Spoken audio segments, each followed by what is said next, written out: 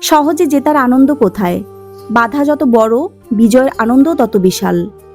তোমার জীবনে তুমি যা নিয়েই কাজ করো, তাকে সবচেয়ে ভালোভাবে করার চেষ্টা করো। এমনভাবে করো যেন তোমার আগে পরে কেউ এতটা ভালো করে করতে না পারে।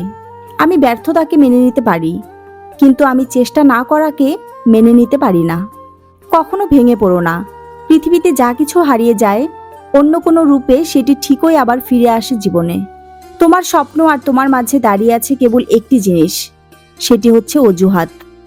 যে মুহূর্ত থেকে তুমি নিজেকে অজুহাত দেখানো বন্ধ করে কাজ শুরু করবে, সে মুহূর্ত থেকে তোমার স্বপ্ন আর স্বপ্ন থাকবে না, বাস্তবে রূপ নিতে শুরু করবে। হার মেনো না জীবনে। আজকের দিনটা কঠিন, কাল হবে অন্ধকার, কিন্তু তারপর সূর্যকে উঠতেই হবে।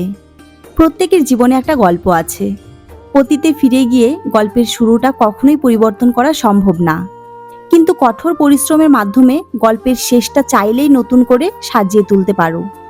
তুমি যদি এখন থেকেই তোমার স্বপ্নগুলো সত্যি করার পেছনে ছুটে না চলো, একদিন তোমার কাজ করতে হবে অন্যদের জীবনে তাদের স্বপ্নগুলি সত্যি করার জন্য। তুমি কত ধীরে চলছো সেটা কোনো ব্যাপার না, না থেমে চলতে থাকাটাই কিন্তু আসল কথা।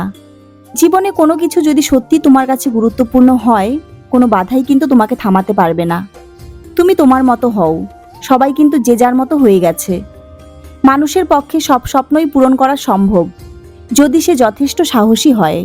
তুমি যদি সমস্যাকে বড় করে দেখো, তাহলে কখনো কিন্তু সমাধানের পথ খুঁজে পাবে না। নীরবে কঠোর পরিশ্রম করো, একদিন তোমার সাফল্যই তোমার জন্য চিৎকার করবে। জীবনের সবচেয়ে বড় আনন্দ হলো সেই কাজ করা যা মানুষ বলে তুমি কখনোই পারবে না।